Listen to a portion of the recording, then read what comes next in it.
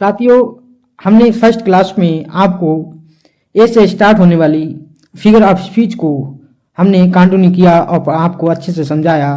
आज साथियों हम आगे की फिगर ऑफ स्पीच को कंटिन्यू करेंगे, यानी यह फिगर ऑफ स्पीच की सेकंड क्लास होगी। आप हर एक फिगर ऑफ स्पीच को अच्छे से समझिएगा साथियों।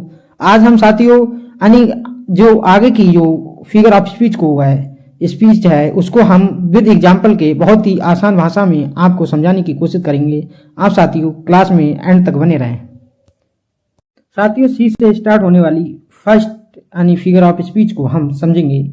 यहाँ साथियों लिखा है the arrangement of a series of ideas in the order of increasing ascending importance.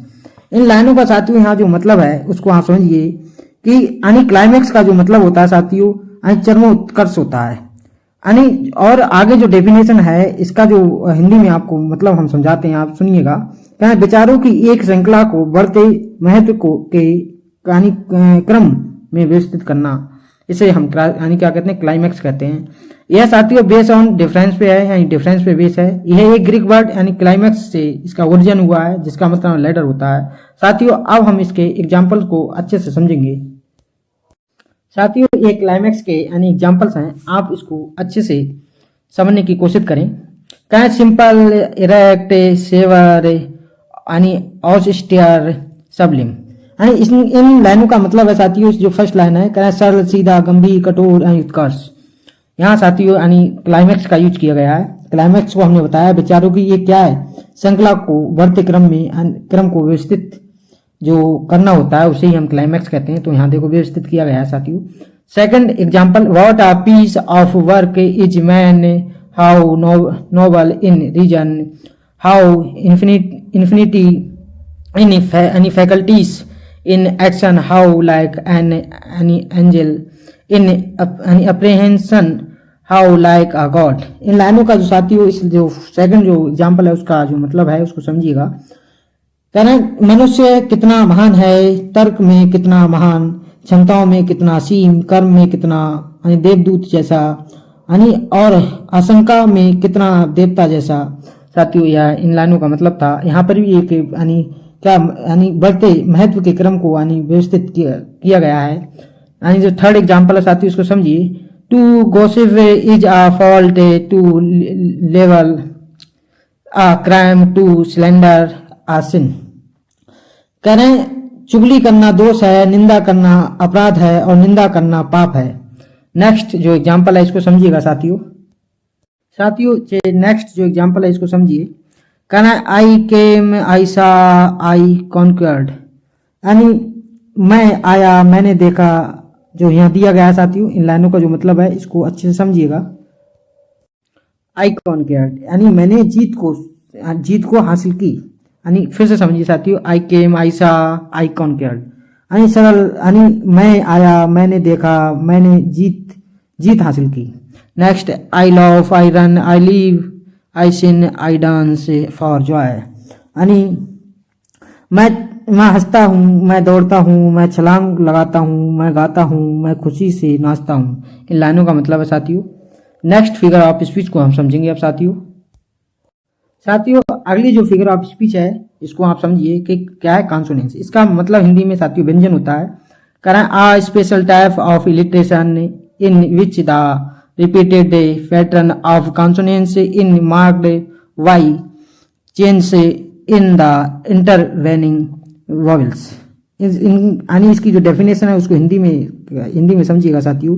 कहना अनुप्रास का एक विशेष प्रकार जिसमें व्यंजकों के दोहराए गए पैटर्न को बीच के स्वरों में परिवर्तित द्वारा चिन्हित किया गया है।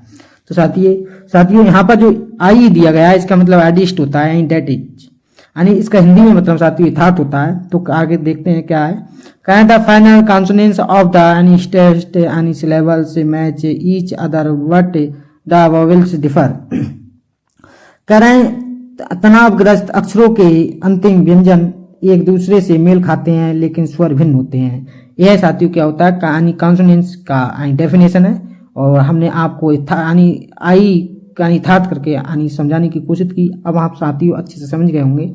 आप साथियों वीडियो को एक बार नहीं 2 बार यानी बैक करके देखिएगा और हर एक यानी फिगर ऑफ स्पीच को अच्छे से समझिए, क्योंकि हर एक लिटरेचर इंग्लिश लिटरेचर के एग्जाम में यानी यहाँ से क्वेश्चन आता ही आता है। तो साथियों आप इस वीडियो को बिल्कुल भी मिस मत कीजिएगा।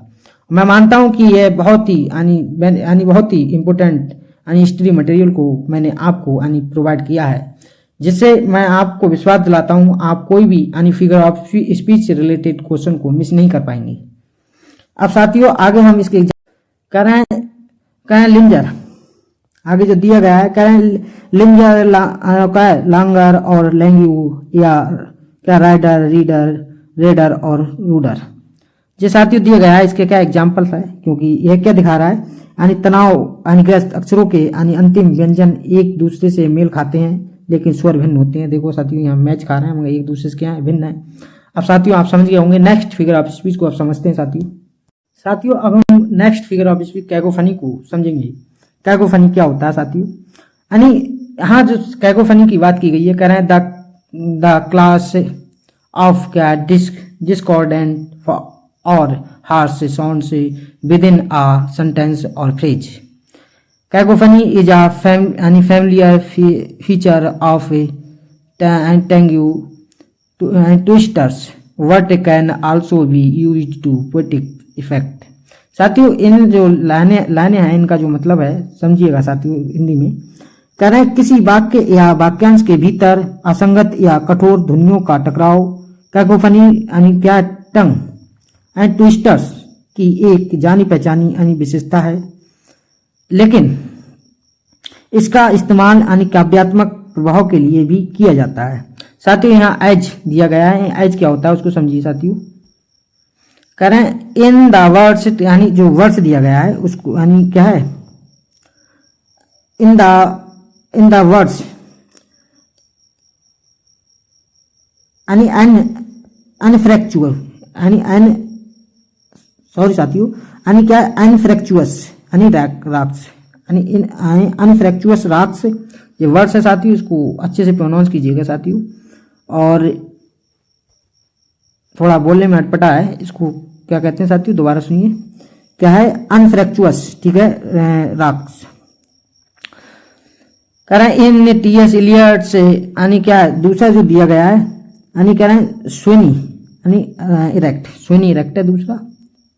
कह रहे हैं Aldous dissonance has a different musical meaning it is sometimes use the interchangeably with the cacophony।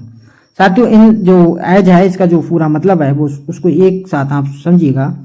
कह रहे हैं कि टी.एस. इलियट की स्वेनी यानी इरेक्ट में अनफ्रैक्चुअस यानी रॉक से शब्दों में हालांकि असंगति का एक अलग संगीत अर्थ है, लेकिन इसे कभी कभी कैकोफनी के साथ परस्पर रूप से इस्तेमाल किया जाता है। साथियों अब हम नेक्स्ट फिगर ऑफ स्पीच को समझेंगे। साथियों जो नेक्स्ट फिगर ऑफ स्पीच है वो क्या है चियास्मस। चियास्मस क्या होता है साथियों पहले जनरल वे में समझिएगा। आ रिवर्सल ऑफ यानी ग्रामेटिकल स्ट्रक्चर इन यानी सक्सेसिव फ्रेजेस और क्लॉजेस। साथियों हम आपको अब इसकी जो मेन जो डेफिनेशन है उसको समझाते हैं। कहना है टू फ्रेजेस से in which the syntax in the same but the placement of words is क्या रिवर्स्ड। साथियों इनका जो मतलब है कहना है दो वाक्यांश जिनमें यानी वाक्य विन्यास एक ही है लेकिन शब्दों का स्थान उल्टा है। एग्जाम्पल के तौर पे आपको पहले यानी इससे पहले हम थोड़ी और इंफॉर्मेशन दे दें। कहना है बेस यानी जो बेस है यानी इसका जो आधार रहा है बेस ऑन क्या कंस्ट्रक्शन। कहें ये ग्रीक वर्ड से ओरिजिन हुआ है जिसका मतलब यानी मीनिंग होता है यानी प्लेसिंग क्रॉसवाइज। साथियों इसका जो एज एंड जैसे एग्जाम्पल के तौर पे आपको बता रहे हैं। कह रहे हैं एज इन दीज लाइन से फ्रॉम सैमुअल टेलर ठीक है कॉलरेज से द यानी pains of sleep to be यानी beloved is all I need and home I love Indeed.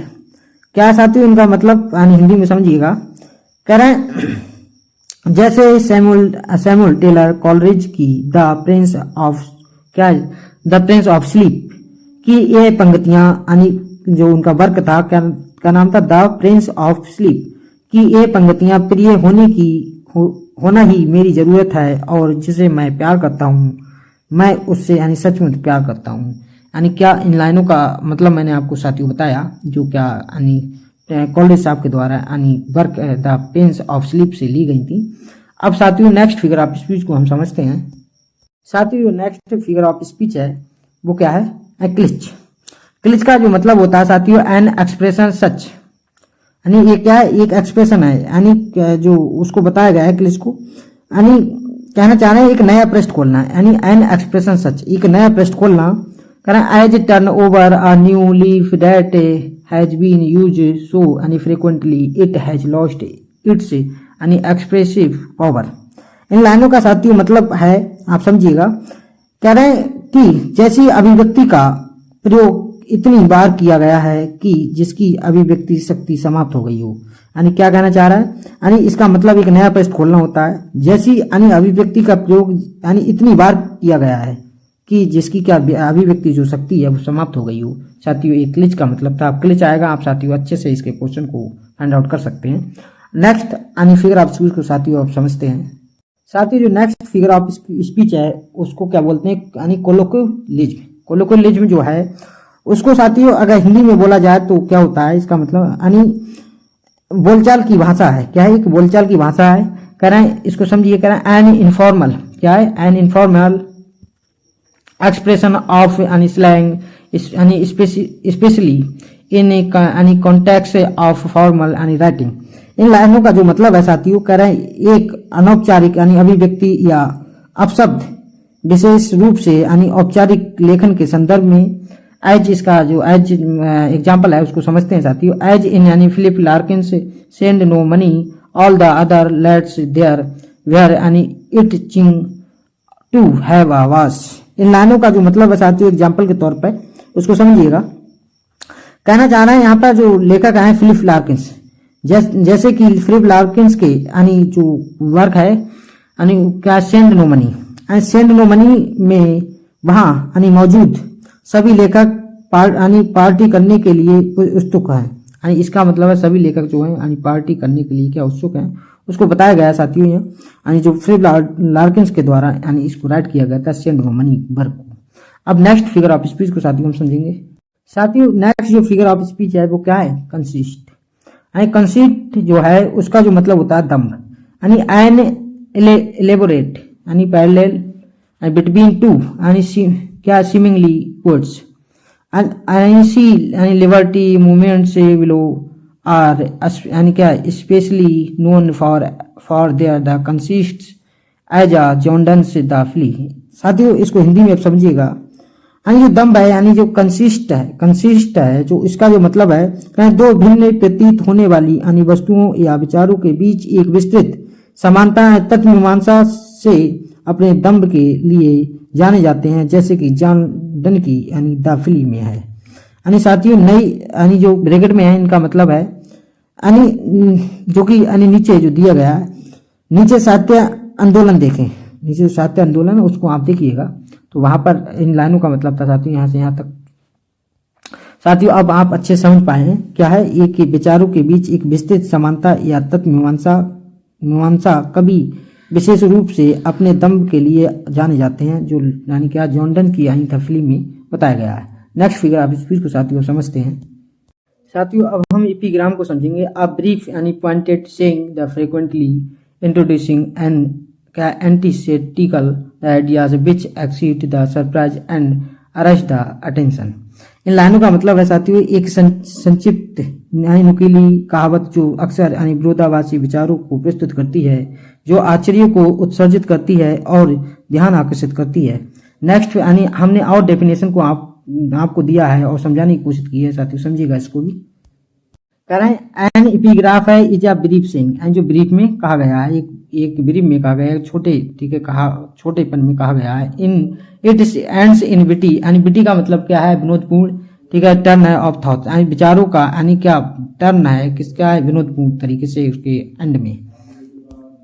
साथियों अब हम एपिग्राम के जो एग्जांपल्स हैं उसको समझेंगे। कह रहे हैं the child is the father of man, क्या बच्चा मनुष्य का पिता है। नेक्स्ट एंड फूल से रू से इन वेयर द एंजल से फियर टू ट्रेड, यानी जहां स्वर्ग दूत भी कदम रखने से डरते हैं वहाँ मूर्ख लोग यानी घुस जाते हैं। तो साथियों देखते हैं इन एग्जाम्पल से किस तरीके से यानी इपिग्राम सेट हो रहा है। आर्ट लाइस इन क्या है काउंसिलिंग द आर्ट, यानी कला को छिपाने में निहित है। क्या है know then thyself the क्या है presume not God to scan, क्या तो फिर अपने आप को जानो ईश्वर से मत पूछो। कहें the proper study of Mankind is man, कहें मानव जाति का उचित अध्ययन मनुष्य है। करें the proper study of Mankind is, साथियों ये डबल हो गया। करें द मोर ठीक है haste the less speed, and TGT 2013 में हुआ क्वेश्चन है साथियों। करें इतनी अधिक ठीक है यानी जल्दबाजी उतनी कम गति। साथियों तो यहाँ पर किस तरीके से देखिए यानी एक संचित नुकीली कहावत जो यानी अक्सर विरोधाभासी विचारों को प्रस्तुत कर रही है। तो साथियों एग्जाम्पल से आप समझ गए होंगे, अब और एग्जाम्पल को देखते हैं साथियों।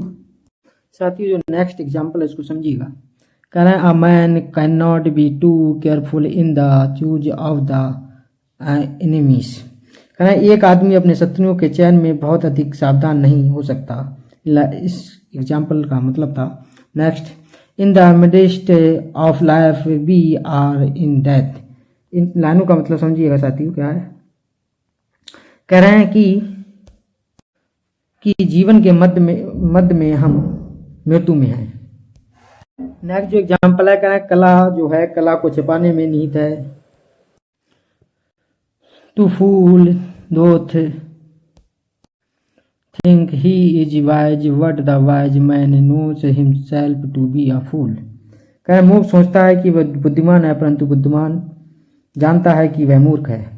नेक्स्ट एग्जाम्पल कह रहा he makes no friend who never made a fool, कह रहे वह कोई मित्र नहीं बनाता जिसने कभी कोई शत्रु नहीं बनाया। कह रहे बॉयज विल बी बॉयज, यानी यहाँ पर जो कहना चाह रहा है कह रहे हैं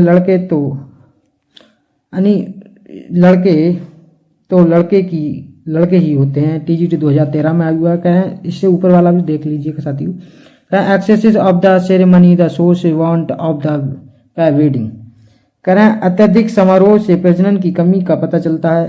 कह रहे it is a wise father that knows his own child, कह रहे वह बुद्धिमान पिता है जो अपने बच्चों को जानता है। नेक्स्ट एग्जाम्पल कह रहे हैं the highest art in the art of seeing things invisible, कह रहे दृष्टि आदर्श चीजों को देखने की कला है। साथियों अब यूफेमिज्म को समझिए। यूफेमिज्म क्या होता है? यूफेमिज्म को हिंदी में व्यंजन कहते हैं। इसको जनरल वे में कहा जाए तो साथियों बेस ऑन क्या है इनडायरेक्टनेस पे है। क्या saying something unpleasant thing into a pleasant, negative को यानी पॉजिटिव वे में कहना यानी क्या होता है यूफेमिज्म होता है। सॉफ्टनिंग यानी डाउन को एक हार्श ठीक है एक्सप्रेशन में दिखाना यूफेमिज्म होता है। साथियों आइए हम डेफिनेशन के माध्यम से यानी यूफेमिज्म को समझते हैं। साथियों यहाँ द यूज ऑफ क्या है डिकोरस ठीक है लैंग्वेज टू एक्सप्रेस वल्गर और अनप्लीजेंट आइडियाज इवेंट्स और एक्शंस। यहाँ जो बताया गया है कि जो व्यंजना है क्या शालीन भाषा का प्रयोग अश्लील या अप्रिय विचार घटनाएं या क्रियाएं को व्यक्त करे। यहाँ फॉर एग्जांपल पास्ड अवे क्या इंस्टीड ऑफ डैट क्या एथनिक ठीक है क्लींसिंग इंस्टीड ऑफ जेनोसाइड, करें उदाहरण के लिए मर गया के बजाय निधन हो गया, नरसंहार के बजाय जाति सफाई। इसका मतलब था साथियों। अब आइए साथियों हम नेक्स्ट यानी डेफिनेशन के माध्यम से यूफेमिज्म को समझने की कोशिश करते हैं। It consist in the description of a disagreeable thing by an agreeable man name, कह रहे हैं इसमें अप्रिय वस्तु का सुखद नाम से वर्णन किया जाता है।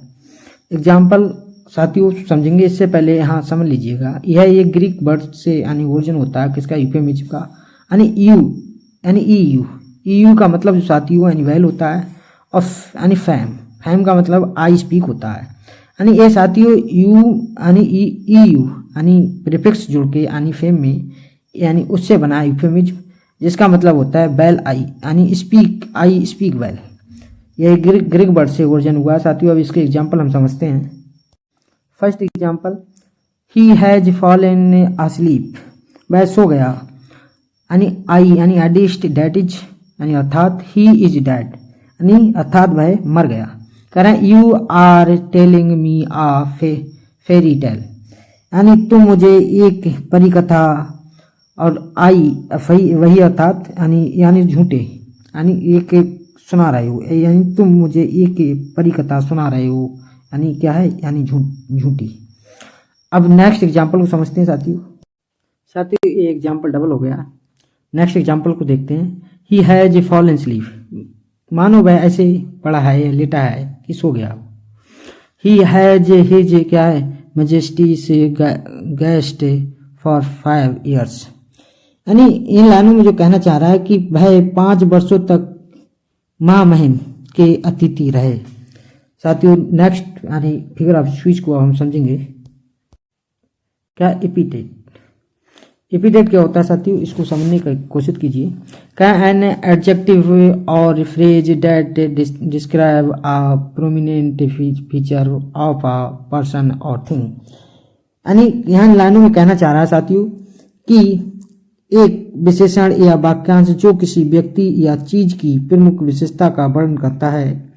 एंड रिचार्ड एन ल्यूनहर्ट, जो दिए गए हैं लाइन हर्ट जो नाम है दिया, एंड और जो दूसरा नाम है सुलेस यानी सुलेस जो जैक्सन, दोनों विशेषण के उदाहरण हैं। यानी क्या है वो द एग्जाम्पल्स ऑफ द एपिटेट्स, दोनों क्या है विशेषण के उदाहरण हैं। एपिटेट का मतलब साथियों क्या होता है विशेषण होता है। दोबारा सुनिए साथियों, करें एक विशेषण या वाक्यांश जो किसी व्यक्ति या चीज की प्रमुख विशेषता का वर्णन करता है। रिचार्ड द लायनहार्ट दिया गया है साथियों, और नेक्स्ट जो दिया है यानी और सूले जो यानी जैक्सन, दोनों विशेषण के उदाहरण हैं। नेक्स्ट यानी फिगर ऑफ स्पीच को साथियों हम समझते हैं। साथियों यहाँ यूफोनी का मतलब है यानी श्रुति मधुरता होता है।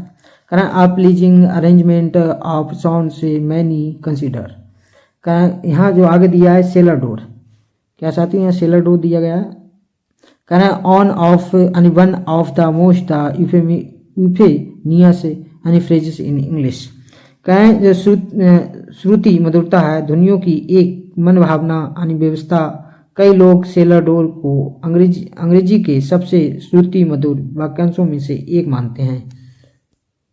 साथियों अब नेक्स्ट फिगर ऑफ स्पीच को हम समझेंगे हाइपरबल। हाइपरबल को हिंदी में साथियों अतिशयोक्ति कहते हैं।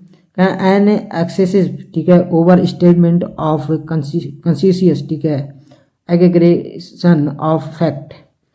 इस लाइन का जो मतलब है साथियों कि तथ्य का अतिशयोक्तिपूर्ण या जानबूझकर बड़ा चढ़ा कर कहना। इन लाइनों का मतलब आई हैव टोल्ड बी कहानी about it a million times already, यानी इन लाइनों का मतलब मैं तुम्हें इसके बारे में पहले ही लाखों बार बता चुका हूँ। यानी यहाँ अतिशयोक्ति की बात की गई है और डेफिनेशन के माध्यम से साथियों हम इसकी समझने की कोशिश करते हैं। कहा गया है यहाँ साथियों कि things are shown as greater और स्मॉलर बेटर और worse than they really are. PGT 2009 में पूछा गया क्वेश्चन है साथियों। इन लाइनों का जो मतलब है कि अतिशयोक्ति एक अतियुक्ति या अतियुक्ति है जो किसी बात पर यानी अधिक प्रभाव डालने के लिए कही जाती है। यानी अब साथियों हम इसके एग्जाम्पल को समझेंगे। यहाँ जो एग्जाम्पल है फर्स्ट साथियों यानी हाइपरबल का कहना है she vaped ocean of tears. यहाँ जो साथियों का यानी बोला गया लाइनों वो कहना चाह रहे हैं, कहना है she vaped ocean of tears, वह आंसुओं का सागर रो पड़ी। Reverse of blood followed in the battle, कहना युद्ध में खून की नदियां बह गईं। कह रहे हैं why man if the river were dry the I am able to fill with tears, कह रहे हे भाई, यदि नदी यानी सूखी होती तो भी मैं आंसुओं से भर सकता था। कह रहे हेमलेट दाऊ, ठीक है, हास्ट यानी clapped my my heart in Twain. कह रहे हेमलेट, तुमने मेरे दिल को दो टुकड़ों में चीर दिया। कह रहे all the perfumes of Arabia will not the sweeten this little hand. PGT 2005-2013 में पूछा गया क्वेश्चन है। इसका मतलब है साथियों, अरब के सारे इत्र भी इस नन्हे हाथ को मीठा नहीं कर सकेंगे। नेक्स्ट एग्जाम्पल, कहना is this the face that launched a thousand ships. कहना क्या यह वही चेहरा है जिसने हजारों जहाजों को रवाना किया था। कहना and burn the topless towers of Ilium. PGT 2009 में पूछा गया क्वेश्चन है साथियों, नोट डाउन कर लीजिए इसे। इसका जो मतलब है, कह रहे और इलियम के शिखर ही ने टावरों को जला दिया। कह रहे I loved Ophelia 40,000 of love. कह रहे हैं मैं ओफेलिया से प्यार करता था 40,000 भाई। अगले दे दिया गया है, कह रहे हैं if I told you once I have told you a million times. TGT 2011 में पूछा गया क्वेश्चन साथियों। कह रहे हैं अगर मैंने तुम्हें एक बार कहा तो मैं तुम्हें लाखों बार कह चुका हूँ। साथियों यहाँ सभी में अतिशयोक्ति की बात की गई है। हमने आपको अतिशयोक्ति समझाया था, यानी चीज़ों को वास्तविक से बड़ा या छोटा, बेहतर या उसे यानी जो बदल कर दिखाना होता है उसको यानी अतिशयोक्ति कहते हैं। बड़ा चढ़ा के कुछ बोलना उसे यानी क्या हाइपरबोल बोला जाता है। साथियों ये सारे एग्जाम्पल्स आपको एग्जाम ओरिएंटेड हमने कराए जो कहीं ना कहीं एग्जाम में पूछे गए हैं। आप साथियों, हम विश्वास दिलाते हैं कि हमारी ये सीरीज यानी फिगर ऑफ स्पीच की पर प्रत्येक क्लास को आप अच्छे से सुनिए और समझिए और अपनी नोटबुक में रिटन कर लीजिएगा। आप आने वाले समय में जो भी आपका जो एग्जाम है इंग्लिश लिटरेचर का, वहाँ पर अगर कोई भी क्वेश्चन फिगर ऑफ स्पीच से पूछा जाता है तो आपका कोई भी क्वेश्चन मिस नहीं होने वाला है। हर एक यानी क्वेश्चन का जो रिप्लाई है आप इजीली दे पाएंगे। Thank you friends. हाँ फ्रेंड्स, अगर आपको हमारी पीडीएफ चाहिए तो अर्पित इंग्लिश क्लासेस को टेलीग्राम पे जाकर सर्च कीजिए, वहाँ से ऐड हो जाइएगा, या डिस्क्रिप्शन में दिए गए लिंक से डायरेक्ट जाके आप हमारे टेलीग्राम ग्रुप को ऐड कर लीजिएगा। Thank you friends.